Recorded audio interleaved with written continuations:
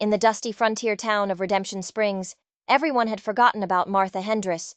She was just a ghost in a worn dress, the quiet widow who ran the boarding house on a foundation of kindness everyone else mistook for weakness. Folks saw her simple clothes and the tired lines around her eyes, and they dismissed her, casting her aside like a broken tool. They saw the surface, but they never bothered to look deeper. They never saw the steel. But one man did. From the high, lonely peaks that shadowed the town, a hermit named Ezra Cole would ride down once a month for supplies. He was a ghost of a different kind, a man wrapped in silence, as weathered and solitary as the mountains he called home. But from beneath the brim of his hat, his eyes missed nothing. He saw what no one else did. He saw a soul worth protecting. He'd seen it 2 years back when Martha had stepped between a terrified Chinese railroad worker and a mob of cruel ranch hands, her voice shaking but firm. "He's under my roof," she'd declared, "which makes him under my protection." Ezra had watched, stunned. A woman the world had written off, defending someone even more powerless than herself. From that day on, he paid attention.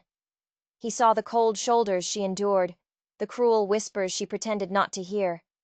And he saw the quiet dignity with which she faced it all.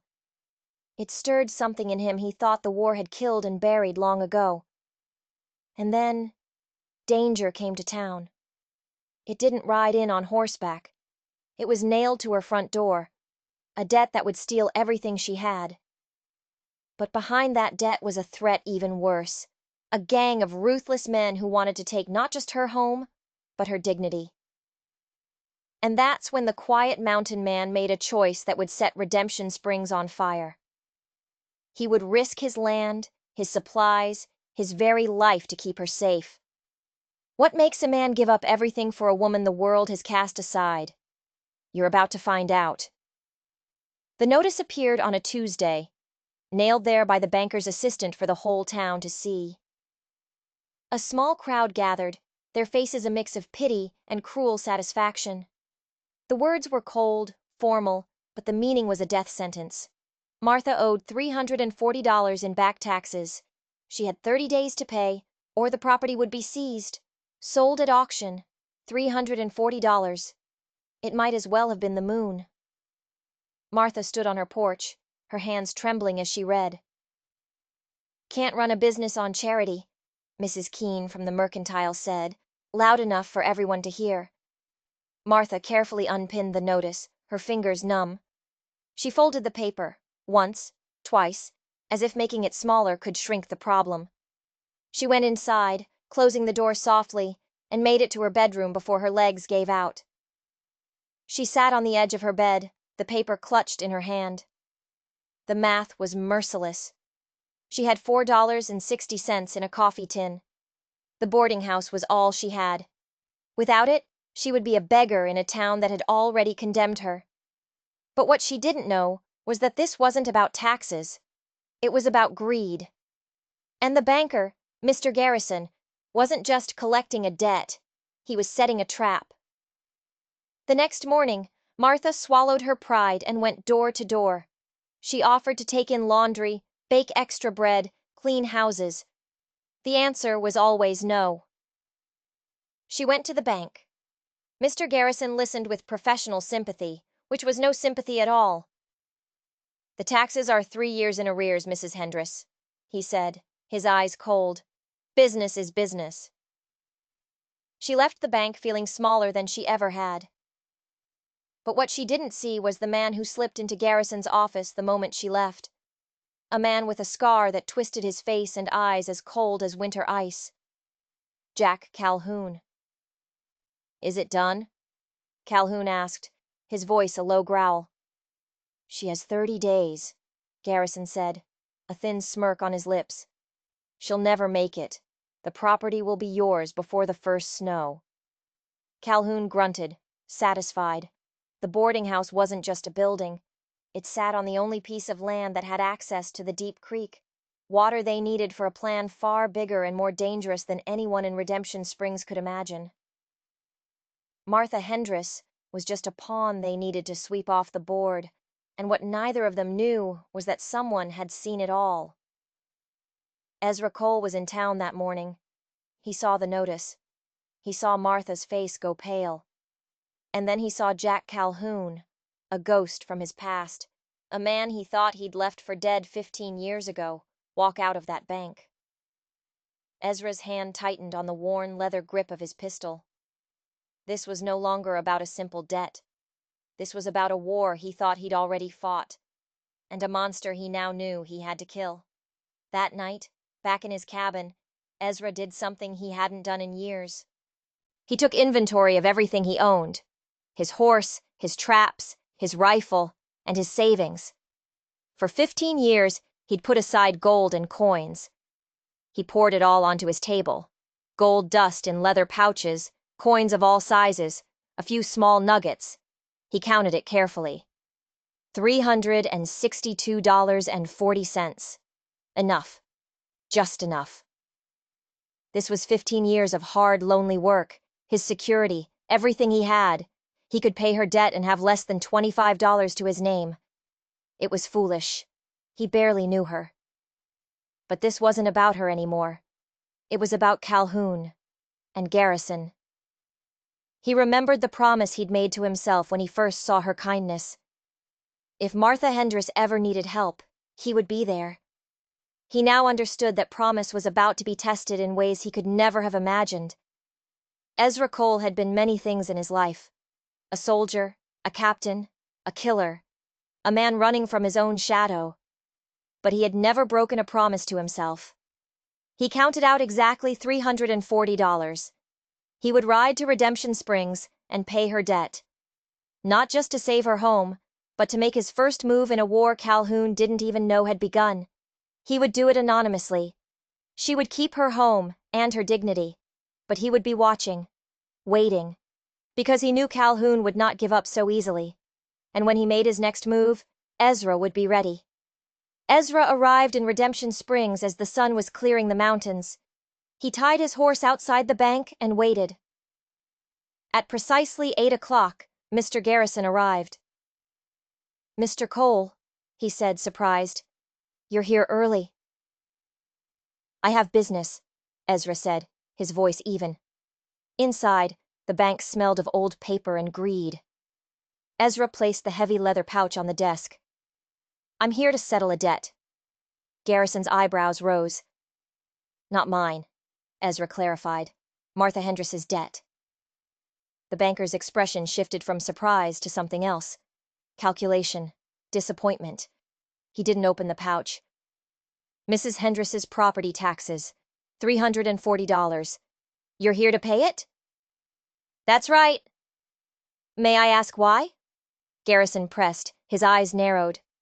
"Does it matter?" "It's unusual," Garrison said. "The money's good," Ezra said flatly. "That's all that should concern you." Garrison slowly counted the money. The only sounds were the clink of coins and the scratch of his pen. $340 exactly, he finally announced, his voice tight. "The debt is satisfied." "Good," Ezra said, turning to leave. "There is the matter of the receipt," Garrison said, his voice slick. "How should I note this payment? Shall I tell Mrs. Hendress you were her benefactor?" "No," Ezra's voice was firm. "She doesn't need to know it was me." Garrison's thin lips curved into a smirk. "You want this to be anonymous? I see. Privacy has a price, Mr. Cole." "Extortion." Ezra felt his jaw tighten. "How much?" $5. For my discretion." Ezra reached into his pocket and pulled out 5 of his remaining dollars. They felt heavier than they should. He knew this wasn't about discretion. It was about Garrison trying to claw back some small victory from his failed plan. "I'll record the payment as coming from an anonymous benefactor," Garrison said. "You understand? She'll likely never know what you've done. There's no gratitude in anonymity." "Don't need any," Ezra said.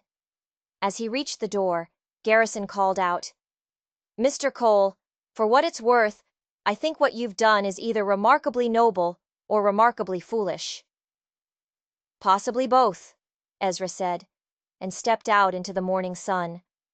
He was about to mount his horse when a voice stopped him. Mr. Cole. It was Tommy Sullivan, the young drifter who boarded at Martha's. I saw you come out of the bank, Tommy said, breathless. Did you just... Ezra cut him off with a look. Private business. But Tommy's eyes widened with what looked like understanding. It was you. You paid her debt, didn't you? Ezra stepped closer, his voice a low growl. Listen to me, son. Whatever you think you saw, you keep it to yourself. Mrs. Hendress is not to know. Understood? Yes, sir. Tommy nodded slowly. But why? Because some things are better done quietly. Ezra mounted his horse and turned toward the mountains. But what Ezra didn't know was that Tommy wasn't just a curious boarder, and his being there wasn't a coincidence. The moment Ezra was out of sight, Tommy slipped down an alley and knocked on a back door. The door to Garrison's office. He paid it, Tommy whispered to the banker. The mountain man. He paid the whole thing. Garrison's face darkened. I see. Well, it seems Mr. Cole is more resourceful than we thought. Tell Calhoun his timeline has moved up. We need to handle this another way. Tommy nodded and disappeared back into the street, his face a mask of false innocence. The game had changed, and Martha Hendress was still right in the middle of it. Back in Redemption Springs, the news spread like wildfire.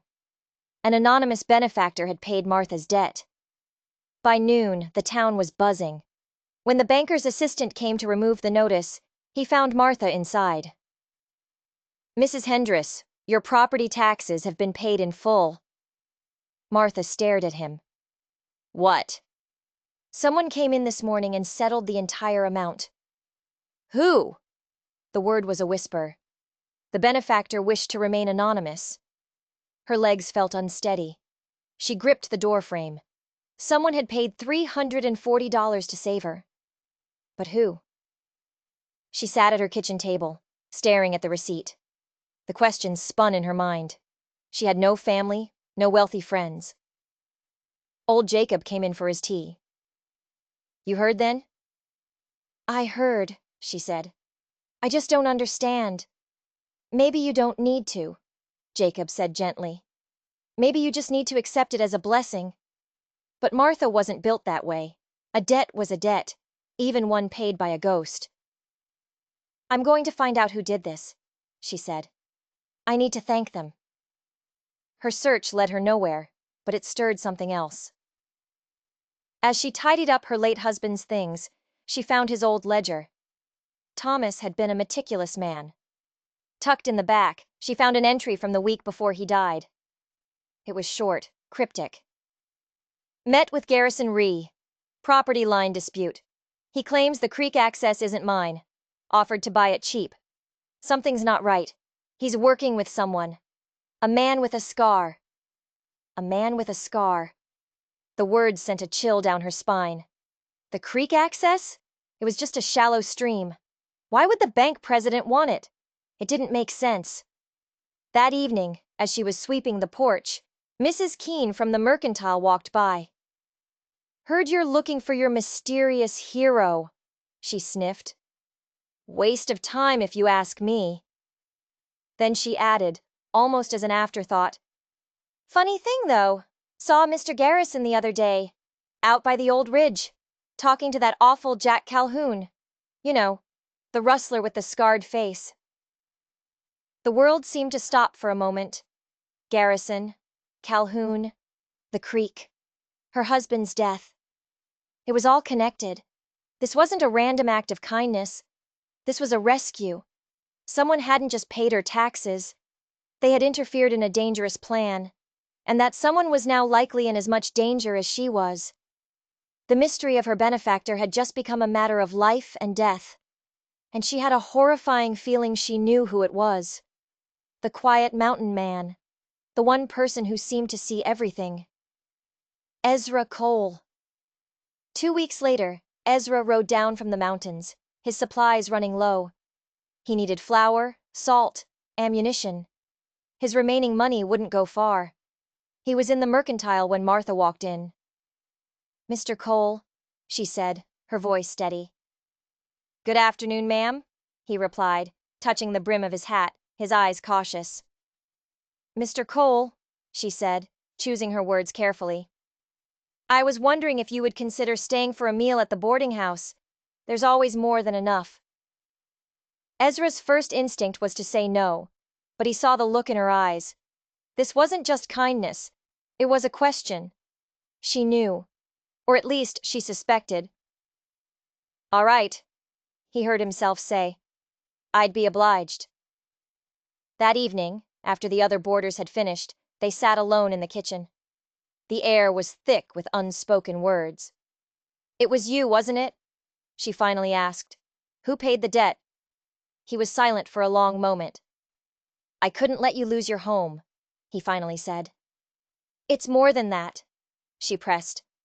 "You know about Garrison and Calhoun." It wasn't a question. Ezra's face hardened. "I know Calhoun from another life. He's a killer, and whatever he and Garrison are planning, your boarding house is in the middle of it." "My husband," she whispered, her hands trembling. "He wrote about them in his ledger, a dispute over the creek." "That creek is the only year-round water source for miles," Ezra said. "If the railroad decides to come through the North Pass, they'll need that water. Land with water rights would be worth a fortune. They weren't trying to evict you for $300, Martha. They were trying to steal a gold mine." The pieces clicked into place with horrifying clarity. Her husband hadn't just died of a fever. He had been a threat. "They killed him!" she breathed. "I can't prove it," Ezra said, his voice grim. "But I'd bet my life on it." Before she could respond, they heard frantic hoofbeats outside. It was Ezra's horse, Ruth, rearing and kicking in panic. Then a gunshot cracked through the night. They ran to the window. In the moonlight, they saw two of Calhoun's men by the barn. One held a torch, the other a rifle. "They're not waiting anymore," Ezra said, his voice dangerously calm. "They're here to finish what they started." "What do we do?" Martha asked, her heart hammering. "They'll burn us out." "No," Ezra said, moving toward the door. The quiet mountain man was gone. In his place was someone else, someone cold and focused. "They think they're cornering a widow and a hermit. They're wrong." He looked at her, and she saw the soldier he used to be in his eyes. "They've just brought the war to my front door." "Lock the doors," Ezra ordered. "Don't let them in." But before she could move, there was a heavy knock. Two of Calhoun's men were on her porch.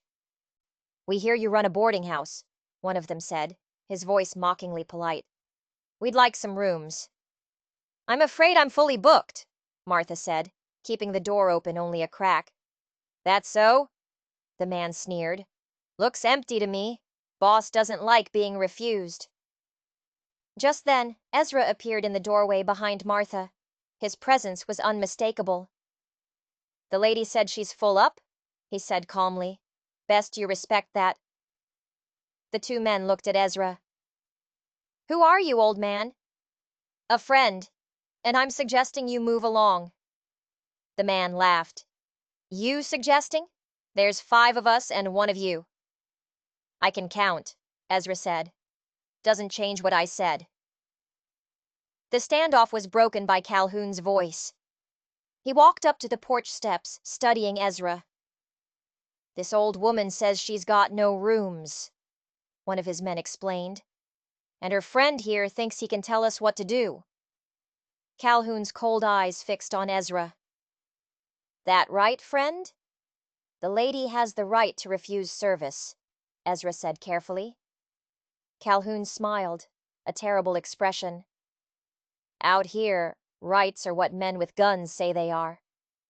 He turned his gaze to Martha, his eyes crawling over her. "So here's what's going to happen, Mrs. Hendress. You're going to be charitable, and in exchange, we won't burn your little town to the ground." "Get off my property," Martha said, surprised by the strength in her own voice.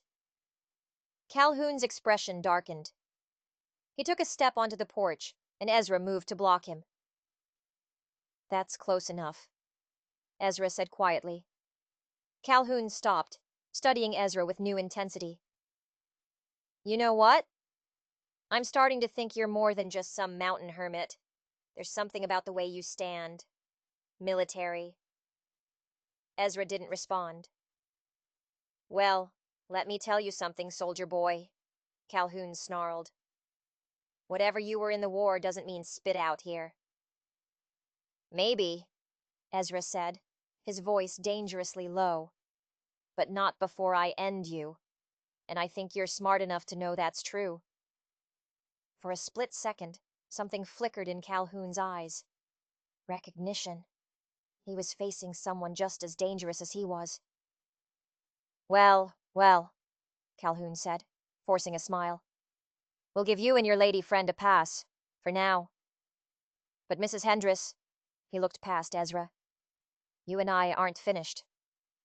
He turned and walked away. Martha sagged against the doorframe. Inside, Ezra said gently. That night the saloon burned with light and the sound of rough laughter. At the boarding house, Ezra organized a watch. Ezra, Martha said, bringing him coffee. What you did today, you could have been killed. I spent 15 years hiding, Martha, he said. From people, from anything that might matter. And today, I realized I'd rather die protecting something that matters than live another day protecting nothing at all. I matter to you? She asked, her voice soft. You matter to me, he confirmed quietly. She reached over and took his hand. You matter to me, too, Ezra. The moment was broken by a noise from the back of the house, a window latch clicking open. Ezra was on his feet instantly, pistol in hand. They moved silently down the hall. The kitchen window was ajar, the one that was supposed to be nailed shut. A figure was slipping out into the darkness. Tommy, Martha breathed in disbelief. The young drifter, the boy she had taken in and cared for, was sneaking out to meet the enemy. He wasn't just a spy for Garrison.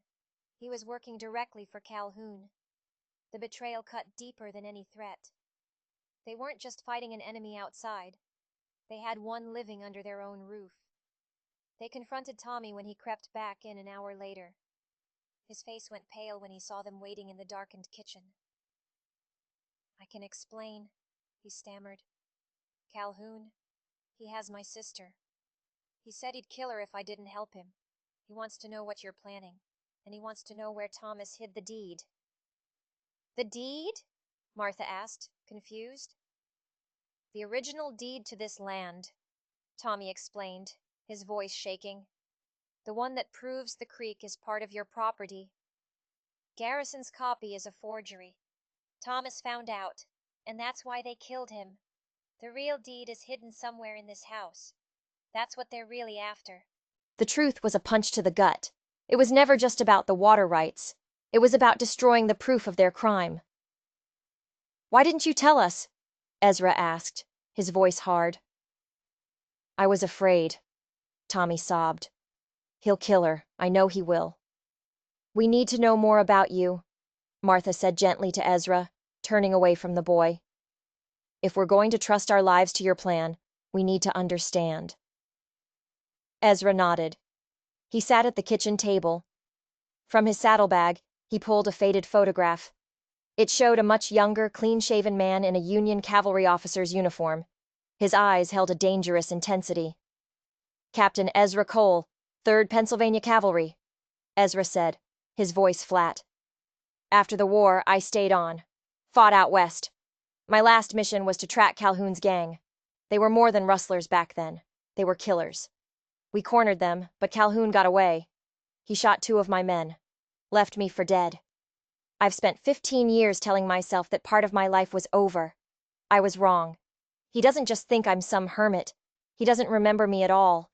He just sees another obstacle. What exactly are you planning? Martha asked. Calhoun expects us to flee or surrender, Ezra said, pulling out a rough map of the town. What he doesn't expect is an assault. He doesn't expect the hunted to become the hunters. We hit them hard, fast, and cut their numbers before they can organize. You're talking about killing them, Lynn, another boarder, said, his voice shaking. I'm talking about defending this town. Ezra's eyes were hard. But yes, some of them will die. Martha looked at him, at the soldier he had been, and the man he was trying to be. This is my home, my people. I'm fighting beside you.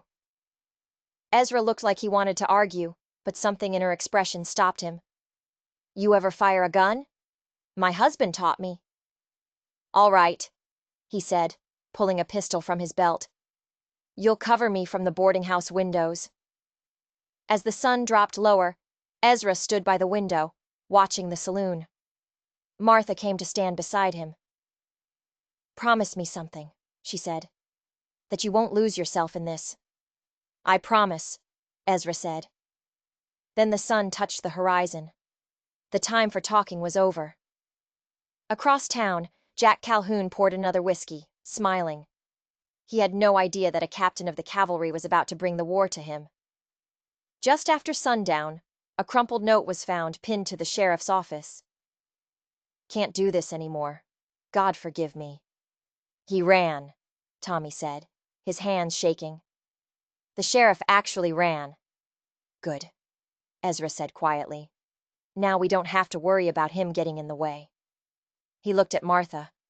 Through the window, they could see the saloon blazing with light. They think they've won, Lynn said bitterly. That confidence will make them careless, Ezra replied, and carelessness kills. He moved to the table where his weapons lay. The gentle mountain man was gone, replaced by the cold, efficient cavalry captain. Here's how this works, Ezra said, pointing to his map. 7 men total, 4 in the saloon, 2 on patrol, 1 lookout at the bank. The patrol just went by, which gives us 20 minutes. He looked at each of them. Once we start, there's no going back. No one spoke. We move in 15 minutes. Martha brought him a cup of coffee. Ezra, she said quietly, I've spent 12 years being invisible, but you saw me. I care about you, Ezra Cole, and whatever happens, I want you to have that to hold on to. He put down his cup and gently touched her cheek. I came down from that mountain planning to pay your debt and disappear, he said. But then you invited me to dinner. You looked at me like I was still human. I don't want to be alone anymore, Martha. So what are you saying? I'm saying that when this is over, I want to build something with you, if you'll have me. Yes, she said simply. Yes. Just then, Ezra's pocket watch chimed. Time to move. They slipped out the back door into the moonlit alleys. Ezra moved like a ghost, and Martha followed, her pistol clutched in her hands. The lookout at the bank was young, bored. Stay here, Ezra whispered. He melted into the shadows. A moment later, he reappeared beside her. Unconscious, he said. Tied up in the alley. I'm not that man anymore if I can help it. They ran, sticking to the shadows, until they were across the street from the saloon. This is it, Ezra whispered. Wait for my signal. He took a deep breath, and the last of the mountain hermit vanished. In his place was Captain Cole, a man about to do what he did best. Ezra took the first shot. From the shadows, his rifle cracked once, and the window of the saloon exploded. A man inside cried out and fell. Chaos erupted. Before the remaining 3 men could grab their weapons, Ezra kicked open the swinging doors and fired twice more with his pistol. 2 more men went down. The last one dove behind the bar, firing wildly. Martha, now! Ezra yelled. From her position, Martha raised her pistol and fired at the bar, forcing the man to keep his head down. You're dead, old man, the man screamed. Not yet, Ezra said, kicking over a table for cover. Just then, the 2 men from the patrol came running down the street, drawn by the gunfire. Ezra, behind you! Martha screamed. She fired her pistol at the approaching men, forcing them to take cover. Ezra was caught in a crossfire. It was a classic trap. Then something unexpected happened. The doors to the houses and shops along the main street began to open. Men, and some women, emerged with whatever weapons they had. Old hunting rifles, shotguns. The town had found its courage. The two men at the trough were quickly overwhelmed. Now it was just Ezra and the man in the saloon. And Jack Calhoun. Calhoun appeared at the top of the saloon staircase, a shotgun in each hand. "You made a mistake coming here, soldier boy!" he roared, and fired both barrels. The buckshot tore through the room. Ezra dove to the floor. The man behind the bar saw his chance and rose, pistol leveled at Ezra. But he hadn't counted on Martha. She had moved closer, her fear replaced by a cold, protective rage. She fired one last time. The bullet caught the man in the shoulder. He screamed and dropped his gun. Now it was just Calhoun. He stood at the top of the stairs, reloading. Ezra knew he had only seconds. He rolled, came up to one knee, and fired his rifle. The shot was perfect. It hit Calhoun in the leg, and the big man roared in pain, tumbling down the stairs. The fight was over, or so they thought. As the townspeople surged into the street, a shout came from down the street. "Fire! The boarding house is on fire!" Martha's heart stopped. Orange flames licked at the back of her home. In the chaos, Tommy, following his last desperate order, had set the blaze. He had been aiming for the parlor, for the place the deed was hidden. "Tommy! Lynn! Jacob!" Martha screamed and ran toward the building. "Wait!" Ezra yelled, but she tore free. Ezra kicked the front door in. A wall of black smoke poured out. "Stay here," he ordered. "Like hell I will." She coughed, and they plunged into the smoke together. The heat was intense. They found Tommy first, collapsed in the hallway from the smoke. Ezra hoisted him over his shoulder. "Get him out!" Martha yelled. "I'll find the others." She pushed deeper into the suffocating fog. She found Lynn and guided him toward the stairs, just as Ezra reappeared. He guided them out into the cool night air. "Jacob?" Martha gasped. "He was in the parlor." Martha turned to run back in, but Ezra caught her. "No, I'll go." He ran back into the burning house. The building groaned, timbers cracking. And then 2 figures emerged from the smoke. Ezra, supporting Jacob. They were barely 10 feet from the building when it gave way. With a deafening roar, the boarding house collapsed, sending a geyser of fire into the sky. The blast of heat knocked everyone back. Martha fought through the crowd to reach Ezra. He was sitting up, coughing hard. "You idiot!" she sobbed, kneeling beside him. "You could have died!" "Had to," Ezra coughed. "Couldn't leave him." "You couldn't leave him, so you nearly left me," she cried. "Don't you dare do that to me again." He reached up and touched her face. "I'm sorry." Behind them, her home was gone. But as she looked at the burning ruins, she felt a strange relief. That house was her past. Ezra was her future. "It's just a building," she said quietly. "What matters is the people." But in the smoldering embers, something caught her eye. A small metal lockbox thrown clear by the collapse. The box her husband had always kept under a loose floorboard in the parlor. It was scorched and dented, but it was intact. The deed. She had it.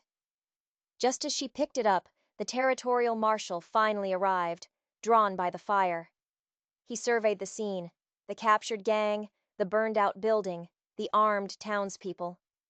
He recognized Ezra's name. "Captain Cole. Thought you were dead." As his deputies took the prisoners away, Mr. Garrison pushed through the crowd. "What is the meaning of this?" he blustered. "This is vigilantism." "No," Martha said, her voice clear and strong. She held up the lockbox. "This is justice." She opened it and handed the deed to the marshal. "This is the real deed to my property, and I'm guessing it proves that Mr. Garrison and Mr. Calhoun are partners in theft and murder." Garrison's face went white. The game was over. As dawn broke, Redemption Springs began to heal. The town council, as an apology, granted Martha the deed to her land, free and clear, and gave them both $500 for protecting the town. 3 months later, Martha stood on the porch of the new house she and Ezra had built on the same spot. It was solid and warm, with a view of the valley. Ezra came to stand beside her, his arm around her waist. He pulled something from his pocket. A simple gold band. "I know we're too old for grand gestures," he began, "but I also know we can't afford to waste time. Martha Hendress, would you do me the honor of becoming my wife?"